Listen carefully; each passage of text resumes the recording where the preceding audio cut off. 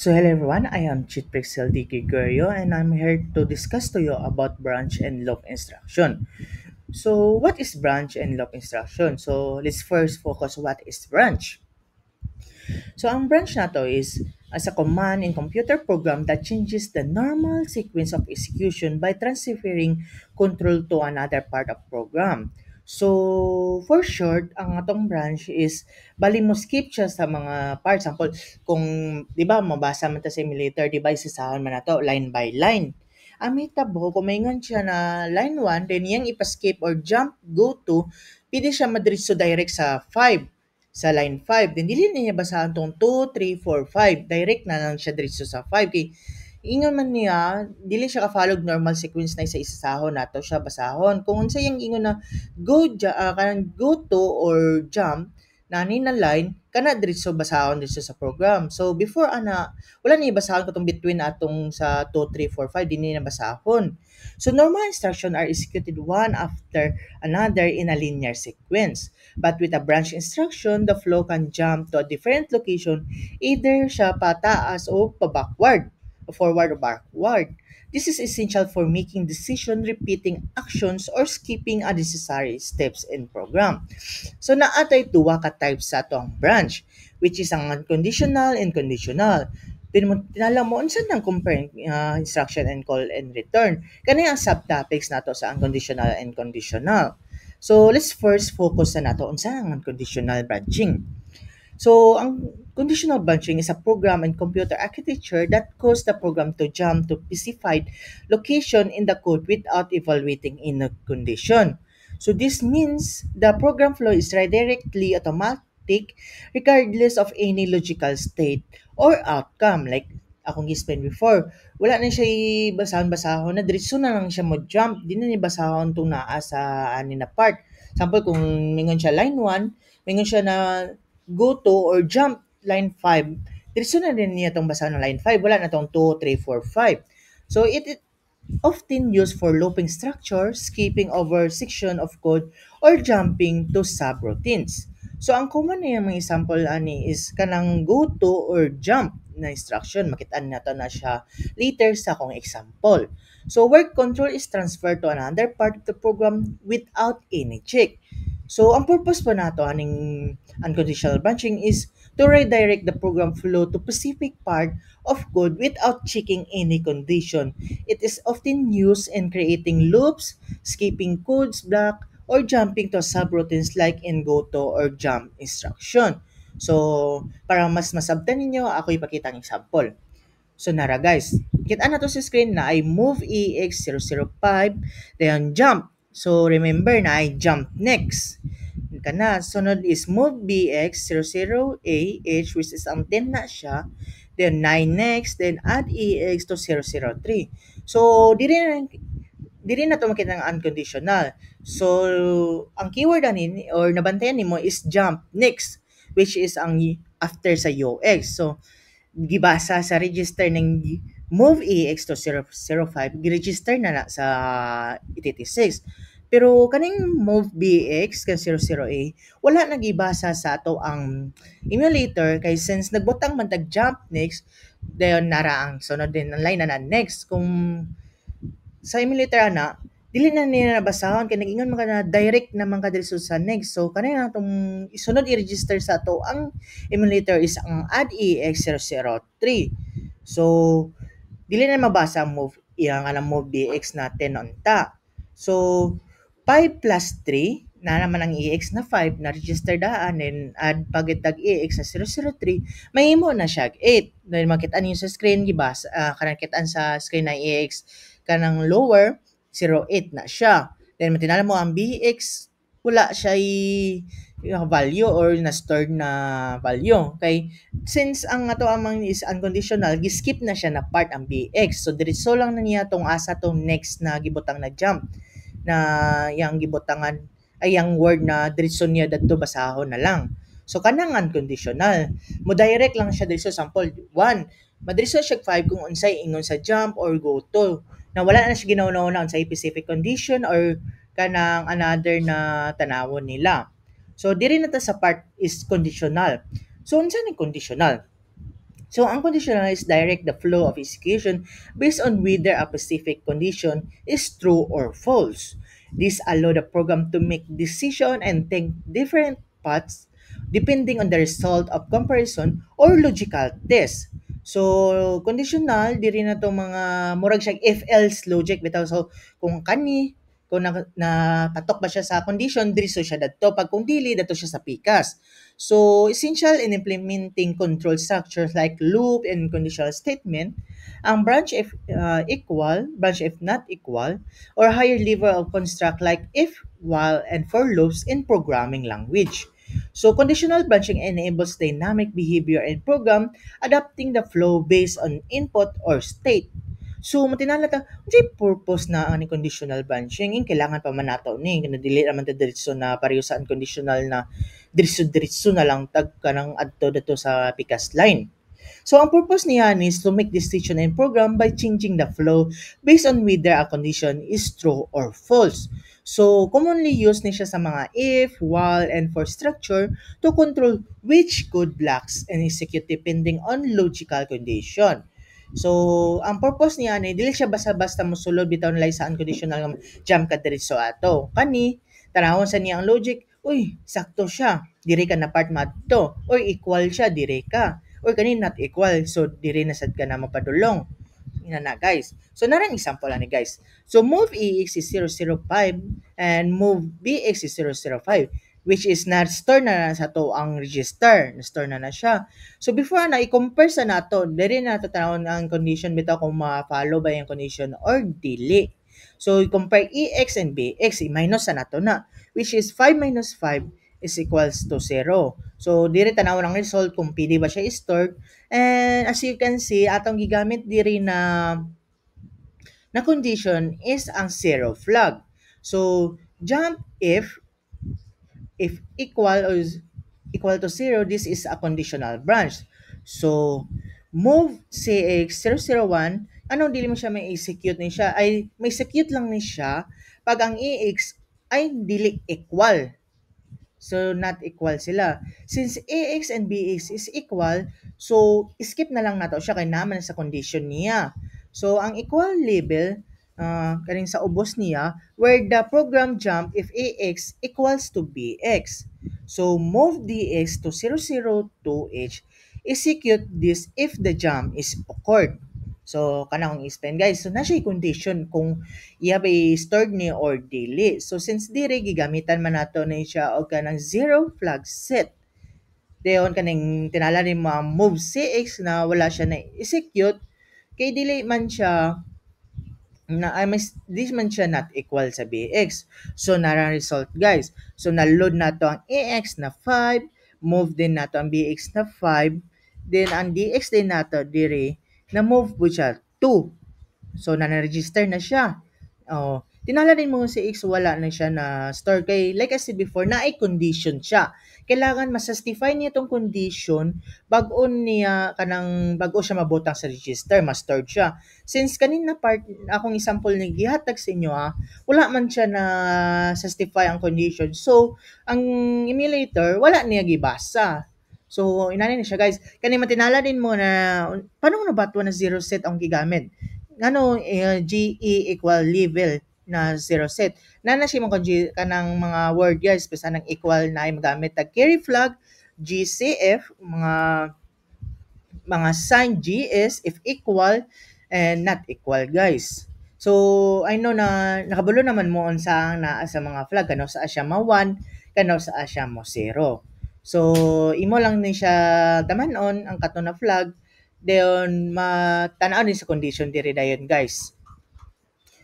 So, that's for unconditional and conditional na topic ug ang example. So, next is ang compare, return, and other parts sa to ang subtopics ani guys. So, bye.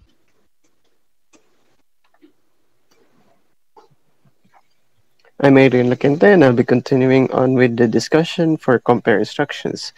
So, what are compare instructions? So, these are instructions that evaluate two values without even storing the result. So, They use the processor flag, such as the zero flag, to determine conditional jumps and branches.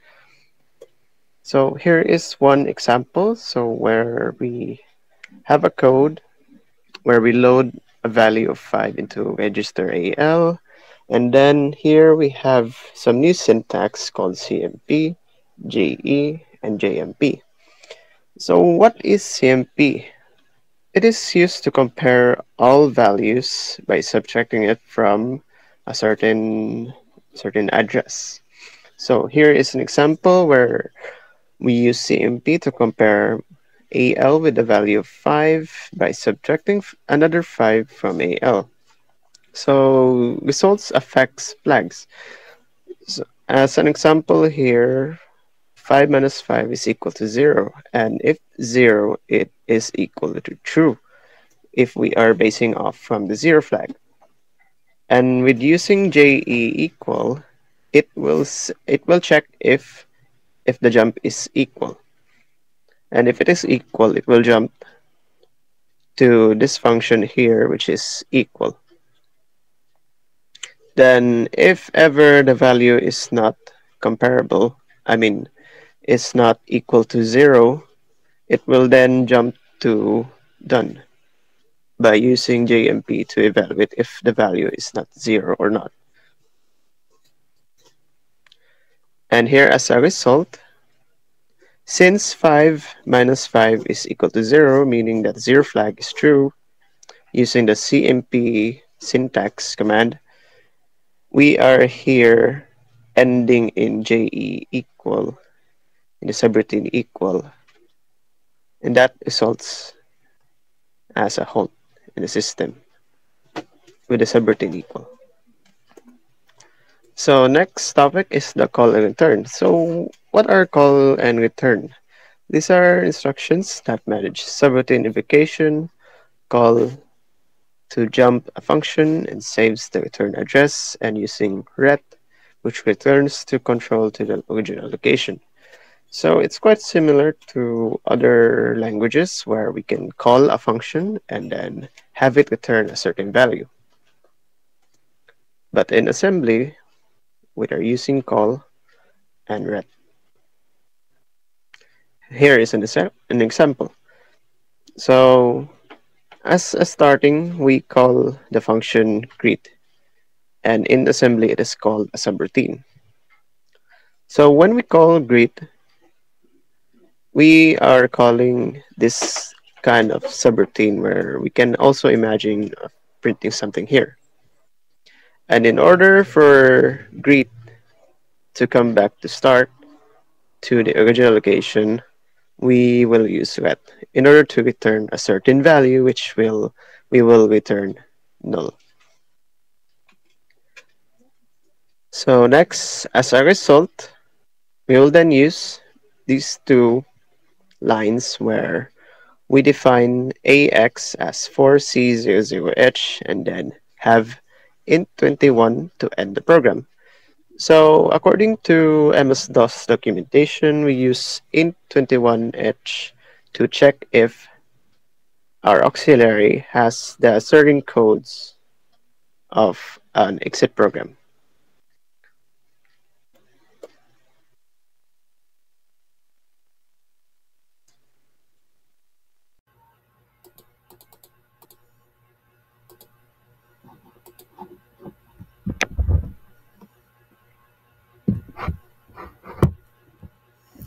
So, loop instruction. So, looping is a so ang loop, so makabalo naman ta sa ang loop.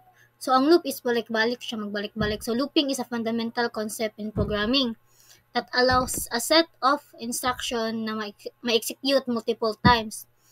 Sa 8086 na language, ang loop kay ma-implement siya gamit ang loop instruction. So, muna siya ang control sa repetition of a code sa mga code blocks based sa yang condition or sa counter.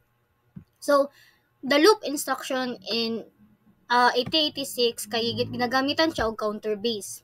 So, unsa ang counter base looping? So, mao ni siya ang ginadecrement niya ang CX register o muna yang ginabalik-balik og execute hantod mo 0 si CX. So muna si CX atong gihimo na counter. So ang iyang syntax is loop label. So unsa man siya? The CX register mo nang ginagamit na counter. Tapos ang loop na instruction mo na siyang automatic na mo decrement sa CX. So hantod dili mo 0 si CX, magbalik-balik na siya sa asa ang label na loop. Balik-balik niya na execute hantod mo 0 si CX. Tapos mag-proceed siya sa another dayon niya na instructions.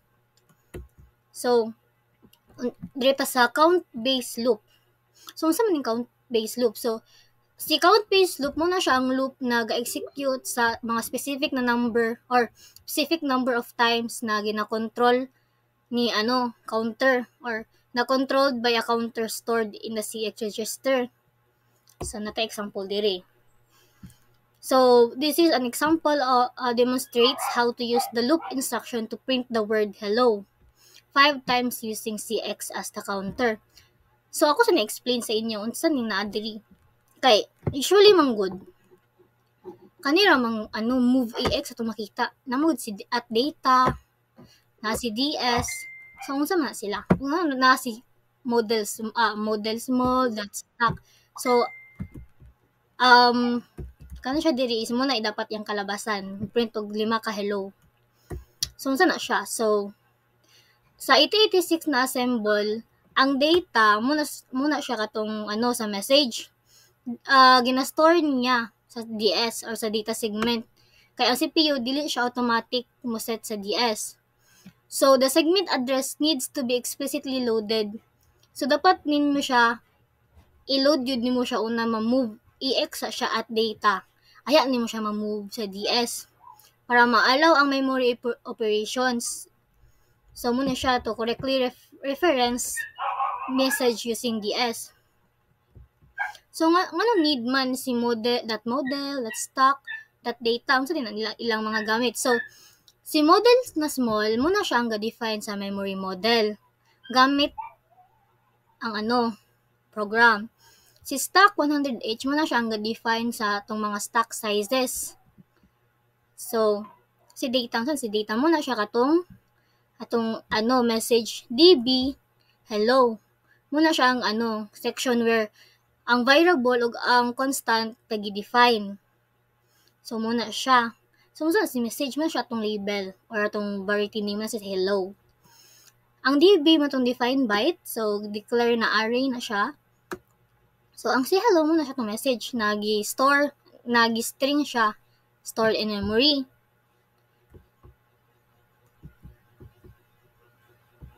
So napadiri si code. Si code muna siya ang asa mag-start ang code section na to. Or contains the actual instruction that the CPU will execute. So muna siya ang sulod good sa to ang code. Like, dara mag-start tanan. So moving on, so move CX5 muna ato ang loop or atong counter kapila siya magbalik-balik. So sa kani loop counter kay gibutangan mo tog 5. So ikalima magbalik-balik si hello. Ikalima i-print si hello. So unsa ni si print loop label? Muna na siya katong si loop. Katong syntax di ba ganina? Muna siyang mag-mark sa beginning of the loop. So there ana niya. Muna na mga execution na i-execute niya babalik-balik hangtod mo 0 si X. So si move dx offset message muna siya ang i-load na din niyang address na message na hello padulong sa dx. Tapos si kanina line move AH09 muna siya ang ga-set up sa DOS interrupt para ma-print ang string. So int 21H. So executes the print instructions. Muna na siya i-print dayon niya. So pag loop ana nara. So makita ninyo dara isa pa ang hello. Kay first loop pa man to niya. Nakita ninyo ni 4 CCX. Ganina 5 man na siya. Pagka print tayo sa hello, nahimo siya 4. So loop print underscore loop muna siya i-decrement din ang CCX. Tapos mo jump din siya balik sa ano. Dili. Mo jump to print siya. Mo jumps to print loop until mo zero si x. So i-print niya balik-balik. So dara. As you can see, nadungagan ang isa ka hello. And then, na minusan si x o another na pod. Nahimo na po siyang 3. Hantod mo 0 si cx. Pag ma-0 na dahil si cx, mo na dahil na proceed si ato ang code, proceed siya sa next na ano. Siyang next na instruction. Then, as you can see, atong next instruction diri is ano na, end main na or pahumanay na, so exit na.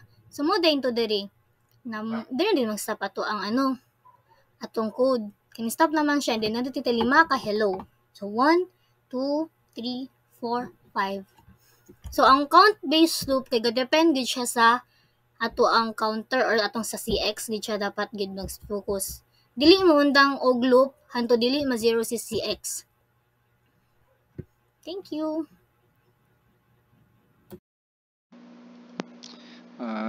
Good day, everyone. Today I'm gonna talk about conditional loop. In 8086, conditional loop refers to a group structure where the continuation of the loop execution depends on the result of a specific condition or flag. This loop is often controlled using conditional jump instructions which check specific flag in the flag register, like zero flag, sign flag, carry flag, etc., to determine whether or not to continue executing the loop. So in conditional loop, to implement this loop, the program repeatedly checks the condition, and it jumps back to the start of the loop if the condition is true. So this is typically done with JC, JZ, JNE, or JE, or other similar jump instruction based on condition flags. So we have here example of a program that applies conditional loop and conditional jump as well. So here we can let's start with this directive key. So model small ang atong gigamit nga directive kay kabalo man ta nga ang 8086 kay gagamit siya og segmented memory. So defining the memory model would help the assembler to manage code o data access. So dagan ni siya klase, naay model tiny, model small, model medium. So model small ang atong gigamit kay dali raman natong program. Then kani si that stack ato lang gi-define ang stack size niya og diri ta mag save og mga register nato. So next diri sa data, diri na magsugod ang atong data segment. Diri ta mag-define og variables og atong data. So message db countdown from 5 ato lang gi-define ang string atong i-print. Then diri sa code, diri ta magsugod sa atong code segment.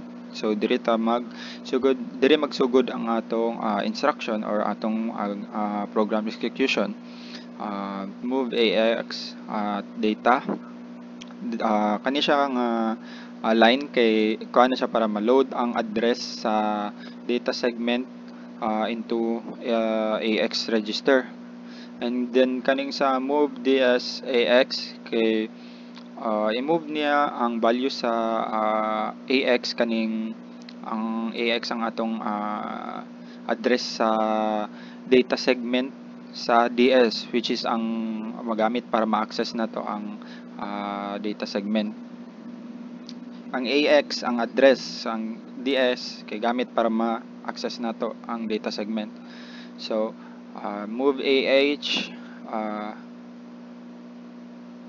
09 Leia DX message, then in 21 kani siya kay kuha na siya para ma-print lang niya tong string ani, then if ma-prepare niya.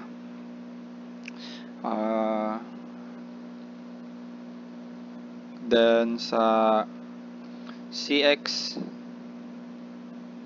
move CX5, dire kay atong initialize ang counter CX register to 5. So bali may mo na to siyang counter, mag-serve siya as counter register para sa atong program. Mo ni siya atong loop counter kumbaga. Then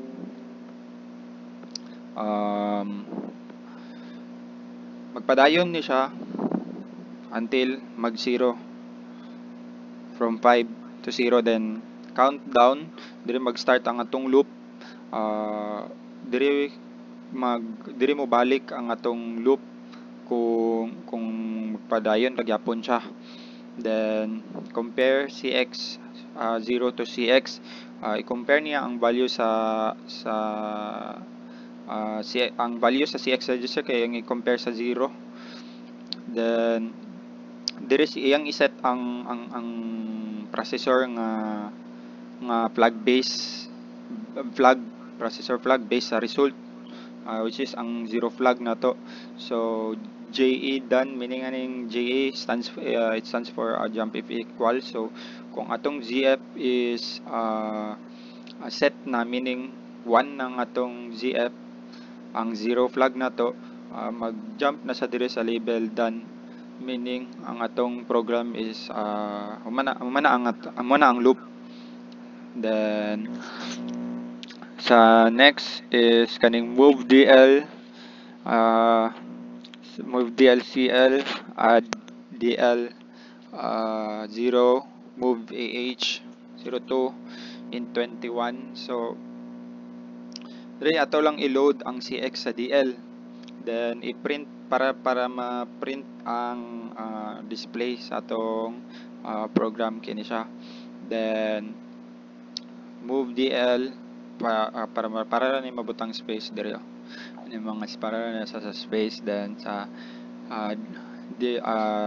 deck CX atong iset ang value sa CX register decrement by 1. Then sa jump countdown, there is a jump countdown para na siya kung wala pa na human, balik kung false ang atong 0 flag, kung dili pa siya 1, dili pa set, magpadayon dagyapon siya, diri siya mo balik. And then done, move AH CX for AH for CH dire kay i-prepare niya ang AH register, may i-prepare niya ang AH register sa aning nga value para ma-end ang program. So wala to para sa conditional loop, kumbaga nag set latag label para dito siya mag-jump back if ever nga wala pa nahuman ang loop. And then next is nested loop. A nested loop in 8086 assembly refers to a loop inside another loop. In other words, one loop in the inner loop is executed multiple times for each iteration of the outer loop. In 8086 assembly, nested loops can be implemented by combining the standard loop instruction, loop, compare, jump, etc. within another loop structure. So kang gamit na ning nested loop usually is para maka-perform siya og operation nga mag-require og kanang ga-require og iteration bitaw sa isa ka multidimensional nga data structure, or para lang maka-repeat siya og task nga in a structured nga manner. Then kato basically ang nested loop kay loop within a loop. So nara tong example sa tong program okay. Ato example program dire ang atong output is kani siya, bali tulo ka row star tulo ka row sa star ug 5 ka column. Then dapat makaprint tag ani gamit ang nested loop. Magamit na tong nested loop ani. Then mao gyapon natong gigamit nga directive, model small, stack 100. Then diri sa data message db atong i-print ang star. Then diri sa code segment diri mag-start na atong initialize ang data segment. And then atong i-load ang data segment sa AX register.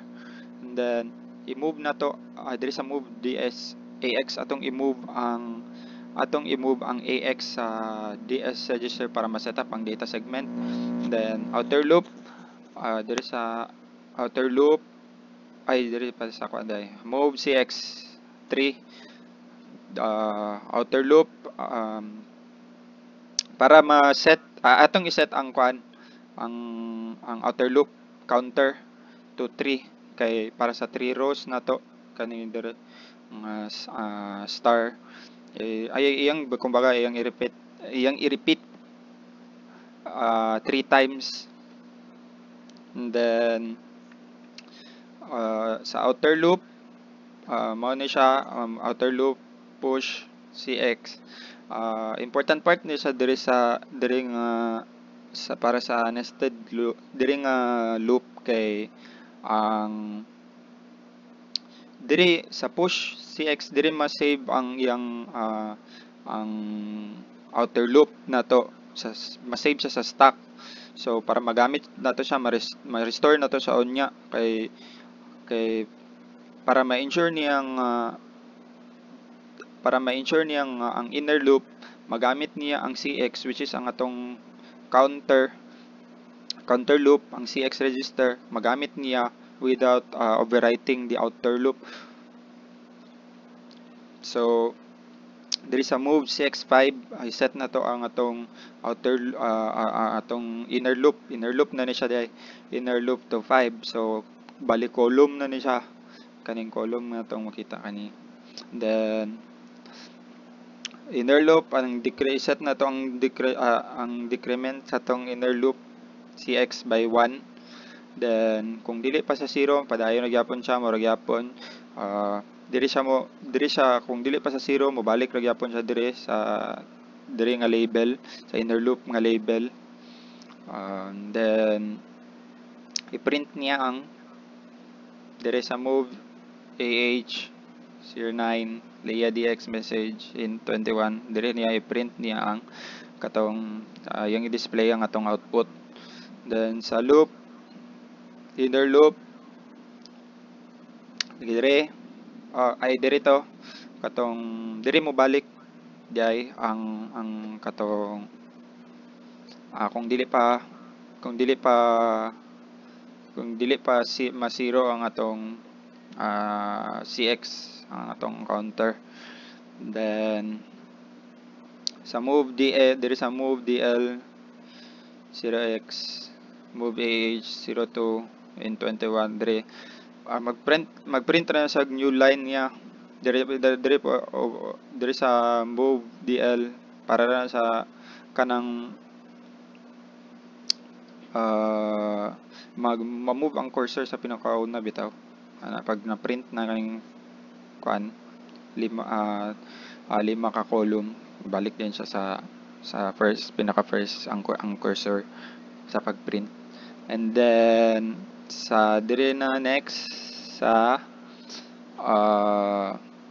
pop CX man siya nagamit mo nag push and pop nga method. Dire sa pop i-restore niya ang outer loop counter nga katong ganina na save sa stack. And then dire sa loop outer loop decrement is-set niya katong ganina kay inner loop man to kadiri kay katong outer loop bali i-set mao gyapon i-set niya ang CX ang CX register by 1 iyang bali mao gyapon ang ang counter nga gamiton. Then kung kung dili pa zero ang atong CX atong counter, kay diri siya mobalik para mag-loop na pud siya diri nga label. So move AH for CH maragyapon may prepare niya para ma-end na ang execution. So bali sa nested loop nagamit tag outer loop ug inner loop, kay bali loop man siya within loop, og kaning sa push nagamit po tag push and pop method kay para ang inner loop ug ang outer loop kay dili do isa lang ang ilang counter, si CX lang yapon, si CX register lang gamit ang ilang ang nag-serve as counter sa ila, pero dili sila magdungan og kanang magdungan sila pero dili sila kanang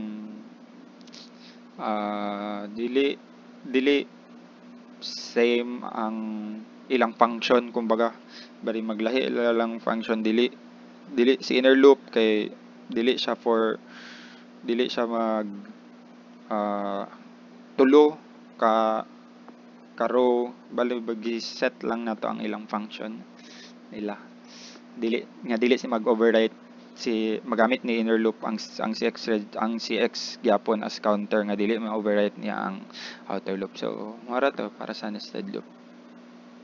Thank you. So kanina slide about ni siya sa dual loop in assembly language. So a dual loop executes a block of code at least once and then continues to loop as long as a specified condition is true. In the 8086 emulator, this can be implemented using conditional jump instructions combined with labels. So, ang dual loop runs the code at least kausa lang. So, even if ang condition kay false siya from the start, it checks the condition after executing the block. So, sa example below, let's put in the next slide kani. So, sa example, the counter CX is set to 5, kani 5 is set to 5. So, and the program decreases it inside the loop kanina gi-indicate na ni, which is decimal CX. So if ang CX is not 0, kaning JNZ, which is jump if not 0 instruction, makes it repeat, balik gyapon siya. So the loop keeps going while CX is not 0. Then on to the next slide, sa loop with counter update. The loop instruction in the 8086 assembly language is specifically designed for counter-based loops. It automatically decrements the CX register and continues looping until CX reaches 0. So, kani siya, unlike sa dual loop, mas simple siya kay it automatically decreases the CX register and repeats the loop until the CX becomes 0. Then, here is example nato. CX is set to 10, meaning ang loop will run 10 times. Then, inside the loop, makabuhat ang operations like values or calculations. Tapos, ang loop instruction kay will handle the counter and jump back to the label until CX is 0. So, masayon gid din siya compared sa dual loop. Kay di na nato need ng separate the instruction to update the counter or check the condition. Then next is the differences between the dual and counter-based loops. So sa kanipod is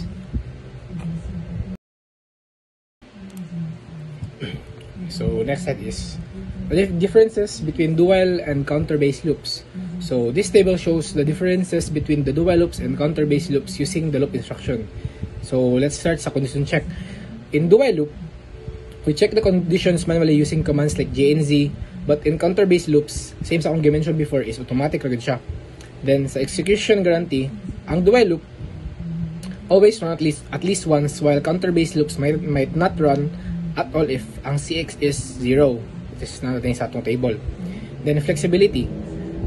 Dual loop allows more complex logic inside the condition. Then ang counter-based loops is simpler and only reduced to the counter.